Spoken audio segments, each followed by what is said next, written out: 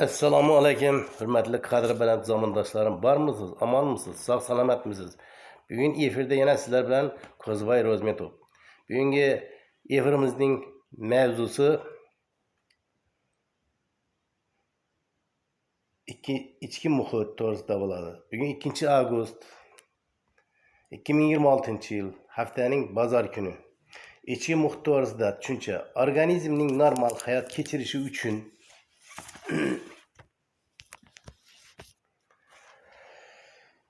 organizmning normal hayot kechirishi uchun uning to'qimalari va hujayralari doimiy kislorod hamda oziq moddalar bilan ta'minlanib, moddalar almashuv mahsulotlari chiqarilib turilishi lozim. Moddalar faqat suvda erigan holda hujayra membranasidan o'tishi mumkin. Shu sababdan hujayralar faqat ichki suyuq muhitda o'z funksiyasini bajaradi. Aks ana shu suyuq muhit hujayralarni tashqi muhit bilan bog'lab turadi.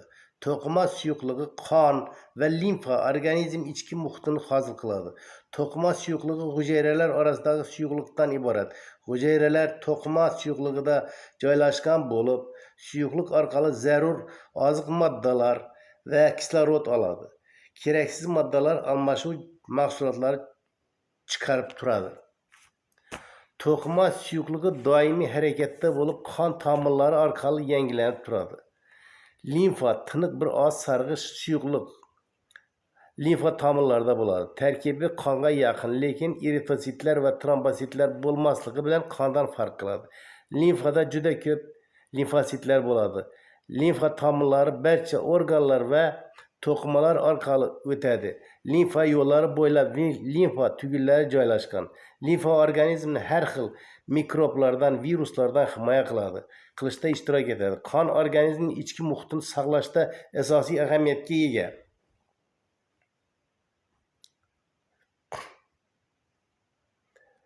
Organizm ichki muhiti miqdori, kimyoviy tarkibi, osmotik bosim va barcha fizik va kimyoviy xossalar nisbiy doimiyligi gemostaz holatida bo'ladi. Ichki muhitning gemostaz holati saqlanib turishda qon aylanish, nafas olish, ovqat hazm qilish, ayirish, nerv va endokrin sistemalarini ishtirok etadi.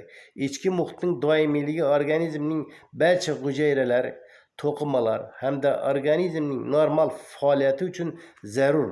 Kasal organizmda ichki muhitning gemostaz holati, ya'ni hujayra, qon, to'qima suyuqligi va limfaning miqdori, kimyoviy tarkibi o'zgaradi. Bu hol kasallik keltirib chiqaradi. Bu hol organizm faoliyatini salbiy ta'sir ko'rsatadi. Ichki muhit nisbiy doimiyligining o'zgarishi, tashqi muhit omillari, ovqat miqdori va sifati, jismoniy mehnat, his tuyg'u va boshqa omillarga ham bog'liq. Bugun yana bitta mavzu o'tamiz, aziz do'stlar, aziz zamondoshlarim.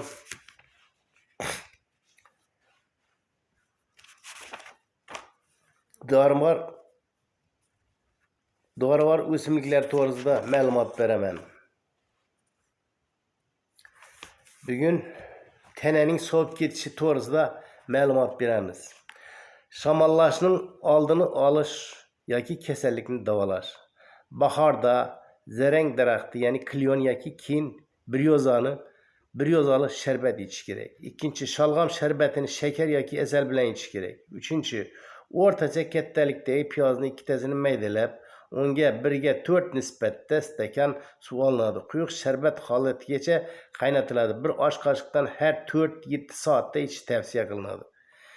To'rtinchi, 15-20 gram bo'lgan ermon o'simligining ustki qismi 1 stakan bo'lingan 2 stakan 40% etil spirtda aroq ajratmasi nastoyka tayyorlab 24 soat tindiriladi.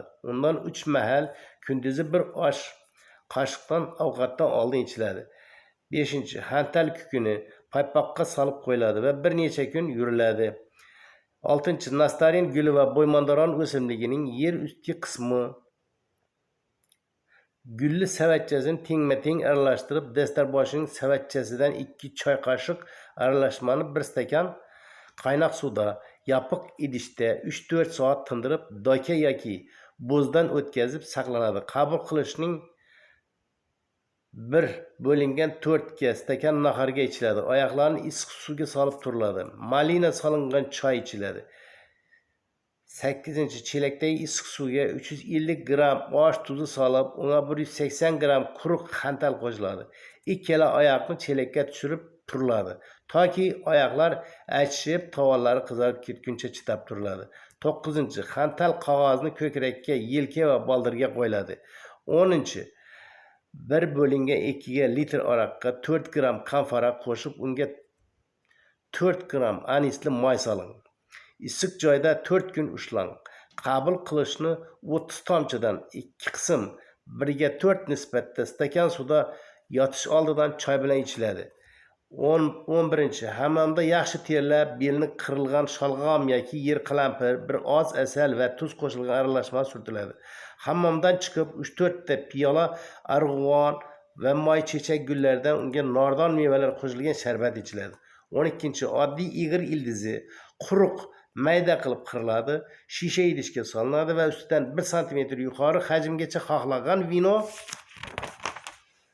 solinadi. Qabul qilinishi 1 osh qoshiqda har kuni 1 oy muddatda keyin har 2 kun oralab ichib turiladi.